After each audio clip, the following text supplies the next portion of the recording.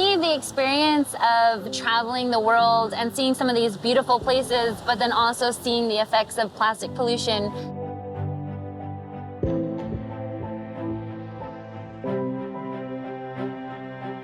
was really what made me more passionate about living sustainably and doing my part to take care of the ocean and my playground. And I just think as surfers get to use the ocean for our enjoyment, it's our responsibility to take care of it and do what we can. Plastic pollution and the world climate change can feel very daunting and overwhelming at times, but I really feel like if we all do our part, use our reusable water bottles or your grocery bags, those are great places to start. I think for me, I'm really grateful that I'm able to align with brands like Venus and Gillette because they are taking the initiative to package more sustainably and do their part on a global scale, on a bigger scale, to make a difference. My hope for the future as a lover of the ocean is to just see our beautiful playground continue to be pristine and clean, and we are able to enjoy it for generations to come. My name is Wes Carter, and I'm the president and third-generation leader of Atlantic Packaging, a company founded by my grandfather in 1946. I'm also a husband and the father of 8-year-old twins and a lifelong surfer, traveler, and outdoorsman, and I've seen firsthand the devastation caused by plastic pollution in our oceans, lakes, and rivers. Today, Atlantic is the largest privately held packaging company in North America, and we support companies in almost every manufacturing vertical, which gives us the unique ability to use our influence to help the supply chain transition away from problematic packaging that threatens our global waters. A New Earth Project is a coalition of outdoor enthusiasts, industry-leading brands, and innovative packaging suppliers, all working together to solve these problems. Because it's about all of us, it has to be. Please join us on our journey to a new Earth. Where we determined most of the leakage was happening was direct-to-consumer packaging. It's single-use plastic packaging that it ends up at the house, at the homes of hundreds of millions of people. You know, that's the place that it's hard to create circularity. It's also the place where packaging and other products can leak out into the environment because it's just not very controlled once it ends up at your house. You know, I mean, stuff blows out of trash cans and blows out of trucks and boats and cars, and it gets sorted incorrectly. And so that was an area where we felt like we could create a packaging platform for consumer-destined packaging that we knew had a few really critical criteria that we believe were important from a sustainability perspective. And first and foremost, we wanted things that, if they did end up in the environment, would break down in a reasonable amount of time.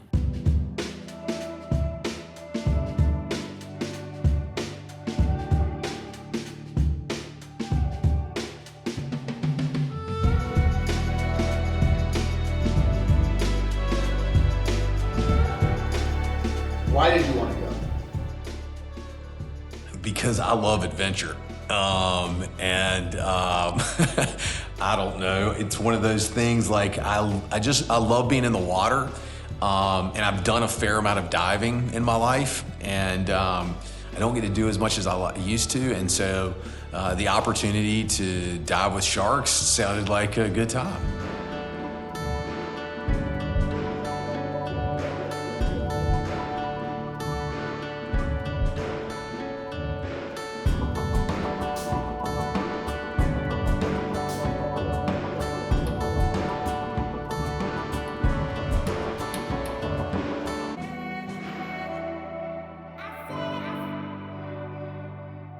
They are very serious about conservation, and two incredibly accomplished and intelligent people in the world of conservation. I have rarely met two folks that know as much as they know about the environment that they spend all their time and support. And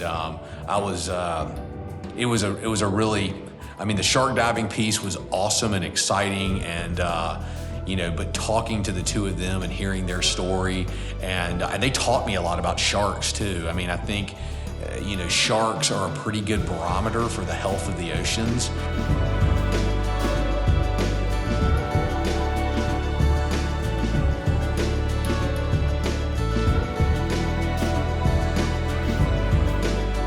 .95% of the world's shark populations have been wiped out within the last 60 years, basically.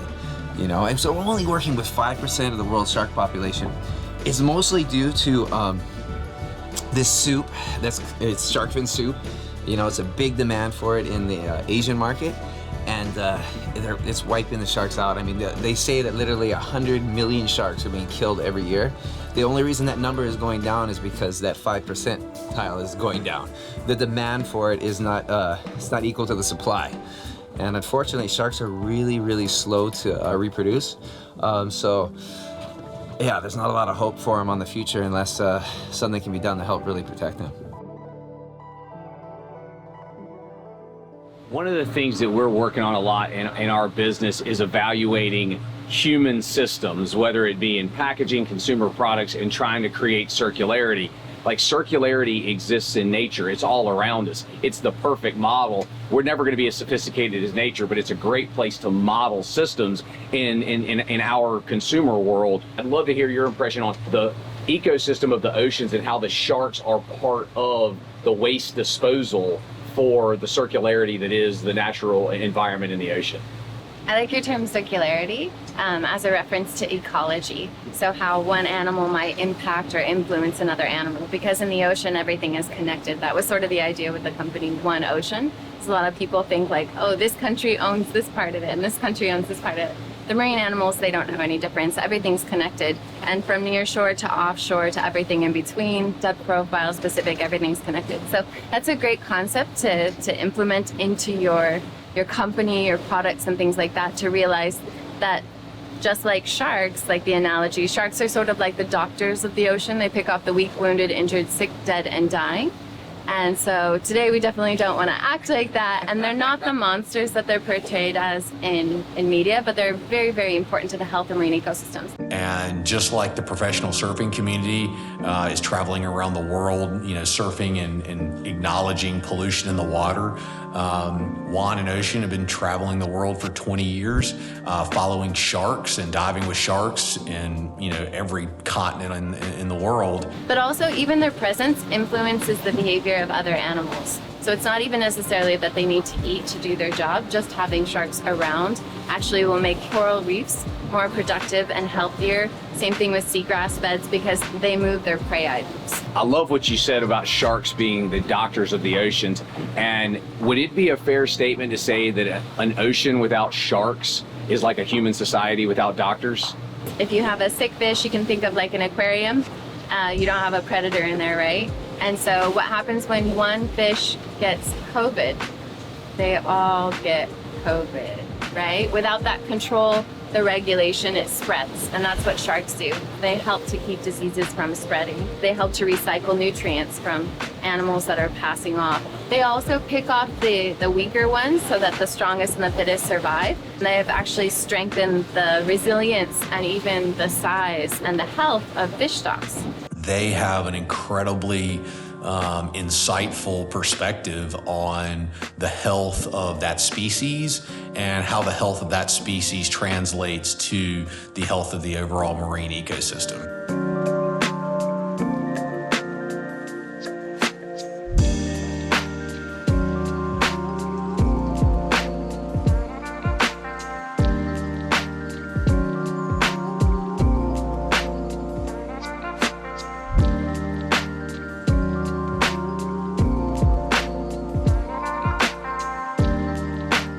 Yeah, I think that is the big theme for a New Earth project, and why it's so important to engage with what I call these ambassadors of the ocean, whether it be the professional surfers like Kelly Slater and Kai Lenny and Koa Smith, or it is, you know, folks like Juan and Ocean who are in the shark conservation world and the shark tour world, because their perspective on the health of the oceans, to me, is the most sophisticated and well-developed perspective that there is, because these people have dedicated their lives to the oceans. It is their lives, and I think it's important that we listen to those voices. To me, they are the authorities. You know, they're the authorities, and they're the voices that we are working to really support. You know, again, it may seem like an unlikely marriage of, surfers and shark divers and the packaging supply chain. But quite honestly, when you really look at it, I think it's a pretty perfect marriage. In the United States and in most developed countries where there is a recycling infrastructure, we recycle paper a lot better than we recycle plastic. And so fiber-based, which in this country is primarily wood fiber, but that's changing. There are other products coming to market like hemp. It's all curbside recyclable. And we felt like that was really important. The more products that we can send to your house that are curbside recyclable, the more we keep out of the landfill, and we keep in circulation.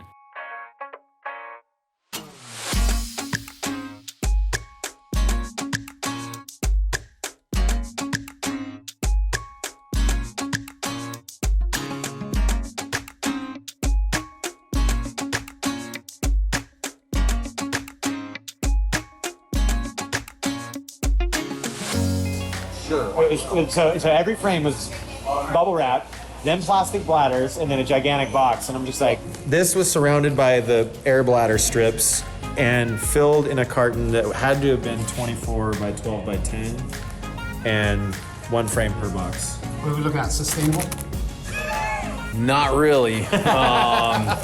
It just seems so inefficient. Historically in packaging, the only thing anybody focused on was cost and convenience. No, I mean, first of all, it's wildly overpackaged. I mean, that's the first thing you see. Yeah. But you could have put 10 frames in one box. Yeah. Yeah. That's all they cared about was cost and convenience. You know what? Plastic's cheap.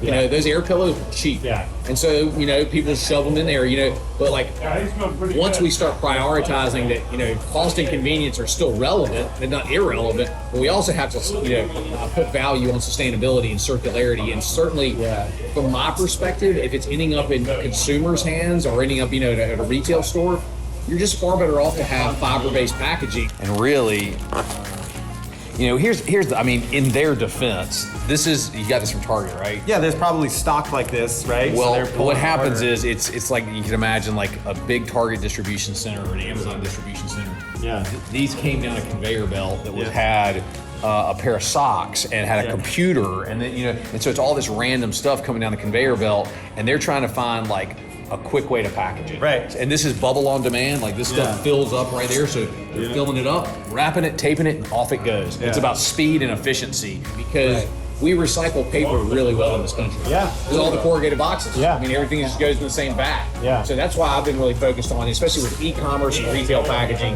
as many fiber-based solutions as possible. Yeah. So they're not concerned at all about sustainability. That's part of the problem. Yeah. Is, it's like just get it out the door, get it out the door. Right. And, from that perspective, if speed and efficiency is all you're looking for, and it is well protected, you can drop that off the roof and it wouldn't break. But there's, just being a little creative, there's ways to optimize that. And it would reduce costs too. This is expensive. That's an expensive pack right there. Absolutely. That bubble on demand is expensive stuff, and they've got 10 layers on it. Yeah, plus all the air bladders, plus the carton, plus the tape. Yeah, it's crazy. Yeah, that was very fortuitous. So we walk in the door, and within about 5 minutes, we go into the conference room, and there's 10 or 12 guys, and they're all sitting around the table going, "What are we going to do about packaging?" And I was like, "Hey, I might be able to help with that." Looking like packing foam. There's no regulating body on any of this. There's no EPA overlooking any of this. So there's so much you can't believe it. Yeah, you can sort of just say whatever you want.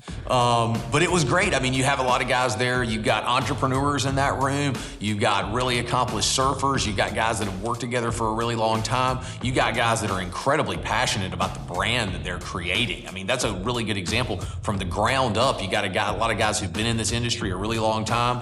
That's it. That's my favorite product from that line. Yes, I love this product. This one that just came out last year, and these guys who make the product are absolutely killing it. They are working with a really premier athlete in the surfing space to create a new brand that says premium, that says sustainability, and it's very recognizable. And so they're in this room all going, what do we need to do about packaging? One stat I'll leave y'all with, shut up. Today, the demographic of 18 to 34-year-olds have more buying power than the baby boomers. And it's probably a big part of your demographic for your products too, 18 to 34-year-olds. And in recent surveys, 75 to 80% of that demographic said they value sustainability in their products and packaging as fundamental to their buying choices. That is a big, and it's everybody basically. We're talking about that many people with the group with the most buying power on the planet. So the packaging world is so large and diverse, and there are so many competing agendas and ideologies that unless you're in this space doing a lot of deep analysis, it can be really difficult to know what the right decision is. And so those guys were moving in, they had made some good decisions. I mean, they had made some really good decisions. They certainly recognized that they wanted to have sustainable packaging. I think where they were struggling is, how do we define that? You know, how do we define sustainable packaging? And they were looking at some products that they felt like needed to be compostable, as an example. Well, you know, compostable sounds pretty good, but there's a lot of questions you have to ask when it relates to compostable packaging. You know? I mean, and the other thing too is if this ends up in the ocean, 10, 12 weeks gone. Yeah. 10 to 12 weeks gone. On that compostable bag, it's probably industrial compostable, because they never put that fine print on there. If that ends up in the ocean, it's there 400 years. Yeah. You know, what are the feedstocks? You know, is it compostable packaging that's made from genetically modified corn with, you know, pesticides all over it? That's probably not a great option. The other piece is it industrial compostable? Because if it's industrial compostable, there's not that many places in the United States and certainly abroad that have industrial composting. So if you don't put it in an industrial compost, it doesn't break down. So, and the other thing is, if it's compostable packaging that doesn't get composted, it's not very recyclable. Well, thanks for letting us interrupt whatever you guys were doing. We're interrupting you, man. I think you just solved all our problems. We're eating over. Being in the middle of the supply chain, being a consulting company that actually does sell packaging, it allows us to go out into the marketplace and be real selective.